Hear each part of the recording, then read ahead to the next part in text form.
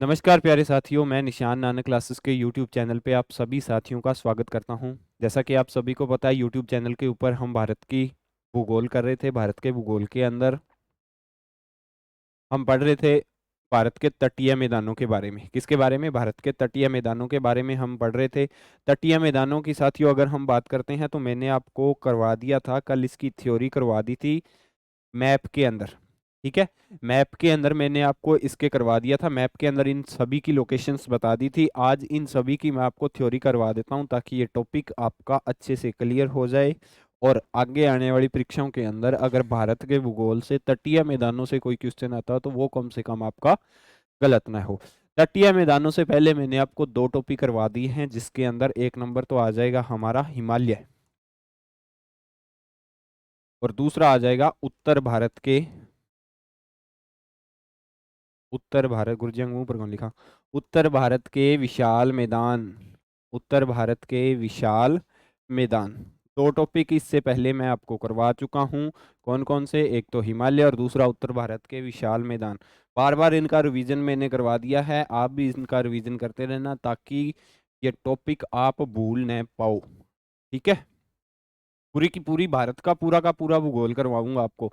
भारत की नदियां, भारत के दर्रे, भारत की झीलें, भारत की वनस्पति, भारत की जलवायु, जितने भी टॉपिक भूगोल से आते हैं उन सभी टॉपिकों को क्या करेंगे? थ्योरी करेंगे। थ्योरी करने के बाद में हम एक एक टॉपिक की रोज की क्वेश्चन करवाया करूंगा मैं यहाँ पे। ठीक है, तो इसी तरह से हम इस सीरीज को आगे बढ़ाएंगे। तो आइए चलिए देखते हैं भारत के तटीय मैदानों की क्लास नंबर 2 के अंदर निशान सर हमें क्या कह रहे हैं। इसके अंदर देख लेना, भारत की तटरेखा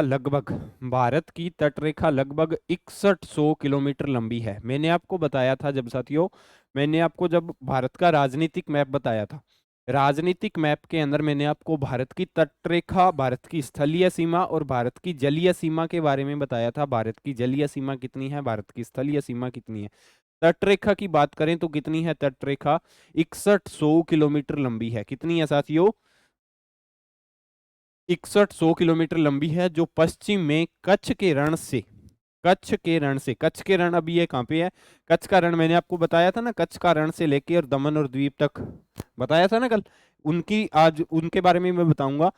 गुजरात, कच्छ के रण से लेके पूर्व में गंगा ब्रह्मपुत्र डेल्टा तक विस्तृत है। ये डेल्टा के बारे में मैंने आपको जब करवाया था, जिसके अंदर उत्तर भारत के मैदान करवाए थे, उसके अंदर बताया था पश्चिम से कच्छ के रण से लेके पूर्व में गंगा ब्रह्मपुत्र डेल्टा तक विस्तृत है।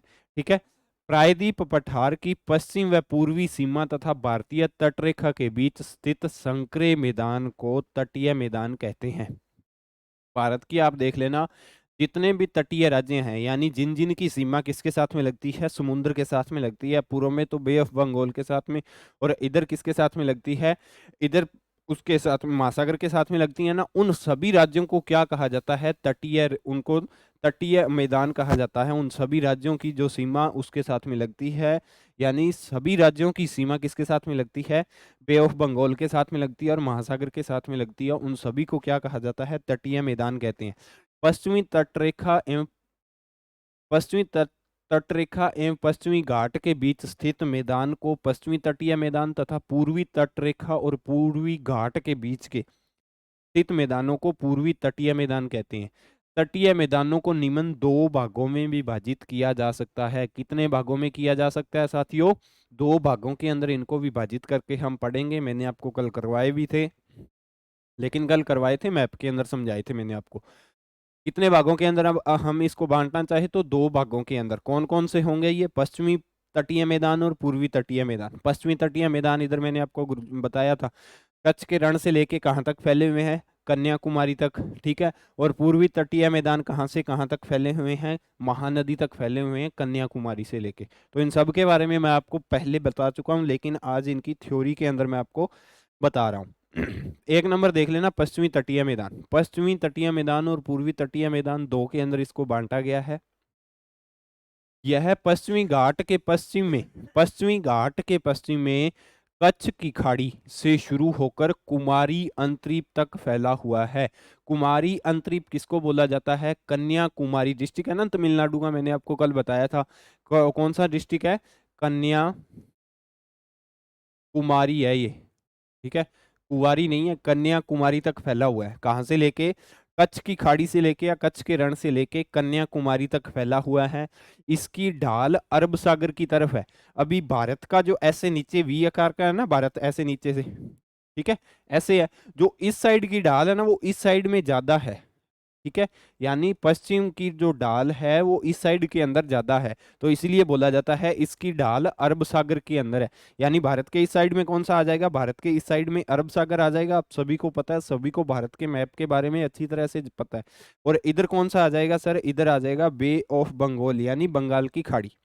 और इधर एक छोटा सा देश आ जाएगा जिसको क्या बोला जाता है, श्रीलंका, यानी महिला जयवर्धने वाला, याद है नहीं, लसित मलिंगा और महिला जयवर्धने, ठीक है, ये देश इधर आ जाएगा। तो इस साइड में अरब सागर आ जाएगा और इस साइड में श्रीलंका आ जाएगा और इधर बे ऑफ बंगाल आ जाएगा।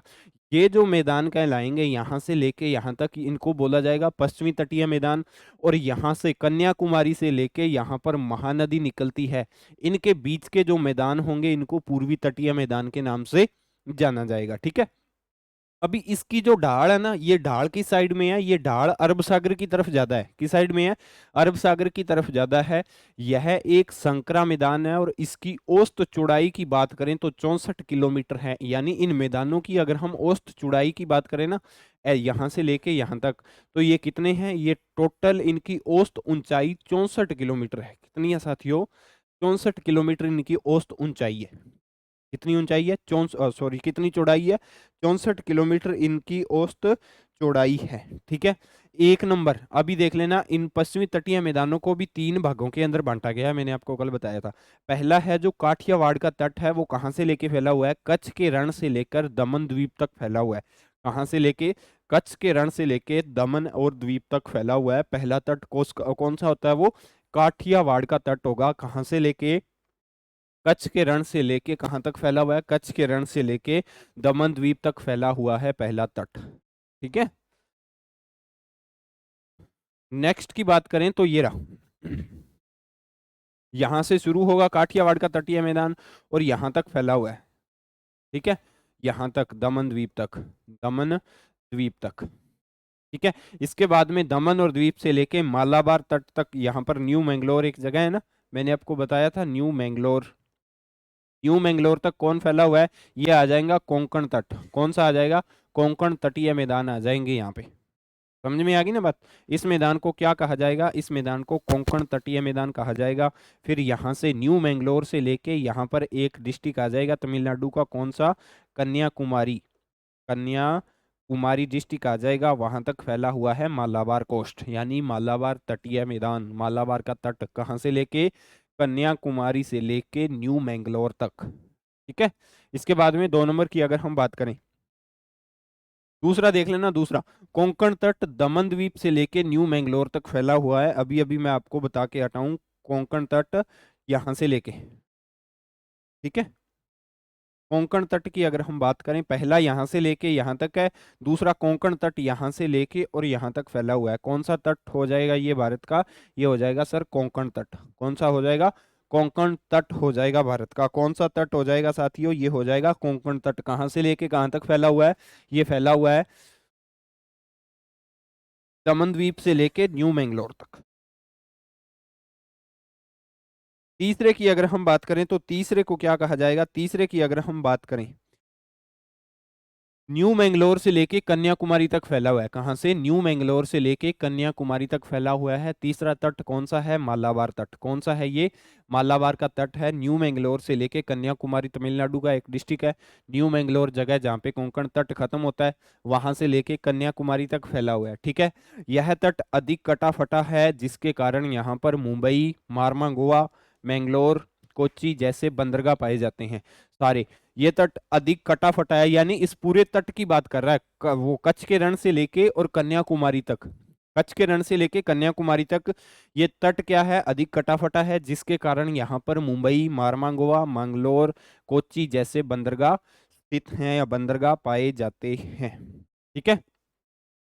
पूर्वी तटीय मैदान, दूसरे पश्चिमी तटीय मैदान समझ में आ गए ना। पश्चिमी तटीय मैदान कौन कौन से थे सर, पश्चिमी तटीय मैदान 3 थे। कौन कौन से थे, एक तो काठियावाड़ का तट, कोंकण तट और मालाबार का तट। कौन से थे, काठियावाड़ का कोंकण मालाबार, काठियावाड़ कोंकण मालाबार, 2-3 बार इनको बोलोगे ना तो याद हो जाएगा, काठियावाड़ कोंकण और मालाबार। इसके बाद में यहाँ तक कोई दिक्कत नहीं होगी, यहाँ से लेके और यहाँ तक जो फैले होंगे ना वो सारे के सारे कौन से होंगे, वो सारे के सारे होंगे पूर्वी तटीय मैदान, पूर्वी तट कहलाएंगे। कौन से, यहाँ से लेके यहाँ तक फैले होंगे वो कौन से होंगे, पूर्वी तटीय मैदान कहलाएंगे। तो उनको देखते हैं।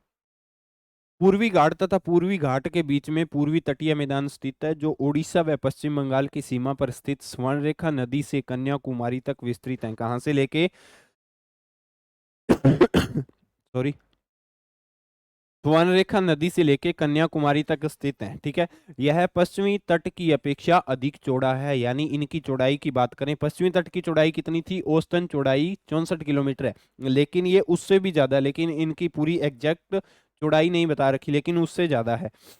यह मैदान महानदी गोदावरी कृष्णा कावेरी नदियों के डेल्टाओं द्वारा निर्मित होने के कारण बहुत उपजाऊ होते हैं। अभी देख लेना, मैंने आपको जब उत्तर भारत के मैदान करवाए थे तो उसके अंदर ये सारी नदियां बताई थी ना, ये सारी नदियां हिमालय से आती हैं और बंगाल की खाड़ी में जाती हैं। हमने नदियों को 3 भागों के अंदर बांटा था, बाबर खादर बाबर तराई खादर और बांगर, इन सब के बारे में पढ़ा था। उसके बाद में लास्ट के अंदर मैंने आपको क्या बताया था, डेल्टा। अब ये डेल्टा जब नदी बिल्कुल ही खत्म हो जाएगी ना, वहां पे डेल्टा का निर्माण करेगी, और डेल्टा जब बनाएगी, नदी के अंदर जो मिट्टी होगी वो बहुत ही उपजाऊ मिट्टी होती है, क्योंकि नदी के पास में जो न्यू जलोढ़ की मिट्टी होती है ना, उसी से डेल्टा का निर्माण होता है। न्यू जलोढ़ की मिट्टी आपको पता है कौन सी होती है, मैंने आपको बताया था, न्यू जलोढ़ की मिट्टी से डेल्टा का निर्माण होता है। डेल्टा द्वारा निर्मित होने के कारण बहुत उपजाऊ होती है, इसे विभिन्न भागों में भिन्न भिन्न नामों से जाना जाता है। अब ये किन किन नामों से जाना जाता है, इनकी डेल्टाओं की क्लास, जितने भी डेल्टा हैं उन सब की क्लास एक अलग लूंगा, ठीक है। लेकिन इतना समझ लेना भी, यह मैदान महानदी गोदावरी कृष्णा कावेरी नदियों के डेल्टाओं के द्वारा निर्मित होने के कारण अधिक उपजाऊ होते हैं, यानी इन मैदानों के अगर हम खेती करें तो बहुत ही उपजाऊ होते हैं ये मैदान, ठीक है। अभी पूर्वी तटीय मैदान कहाँ से लेके, यहाँ से कन्याकुमारी, यहाँ से लेके और यहाँ तक फैले हुए हैं, ठीक है। नेक्स्ट की बात करें तो इसके अंदर देख लेना, मैंने आपको 2 ही प्रकार के करवाए थे और 2 ही प्रकार के पूछे जाते हैं। महानदी व कृष्णा नदी के बीच उत्तरी सरकारी तट फैला हुआ है, महानदी से लेके और कृष्णा नदी के बीच उत्तरी सरकारी तट फैला हुआ है। ये तो पहला हो जाएगा उत्तरी सरकारी तट। दूसरा हो जाएगा कृष्णा व कन्याकुमारी के बीच में कोरोमंडल का तट है। कहाँ से लेके, कृष्णा से लेके और कन्याकुमारी के बीच में कोरोमंडल का कोस्ट है। तो पहला कहाँ से हो जाएगा, पहला हो जाएगा महानदी से लेके कृष्णा नदी तक। कृष्णा नदी तक कौन सा तट ये फैला हुआ है, ये तट है दोस्तों उत्तरी सरकारी।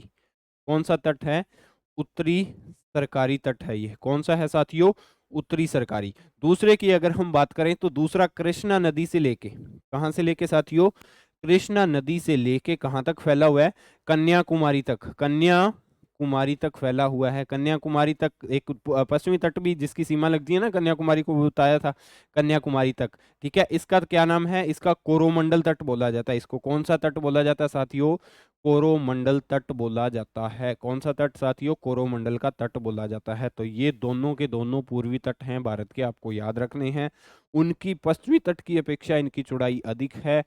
कहाँ से लेके, मैंने आपको 5 ही तट बताए हैं, सिर्फ आपको पांचों के ही नाम याद होने चाहिए। एक तो उत्तरी सरकारी, दूसरा कोरोमंडल का, और इससे पहले कोंकण तट बताया था। कोंकण तट से पहले भी मैंने आपको कौन कौन से बताए थे, कोंकण तट से पहले मालाबार बताया था, मालाबार के पहले कौन सा बताया था, काठियावाड़ का। तो ये पांचों के नाम आपको याद रखने हैं, काठियावाड़ का तट, कोंकण तट, ठीक है, मालाबार का तट, उत्तरी सरकारी और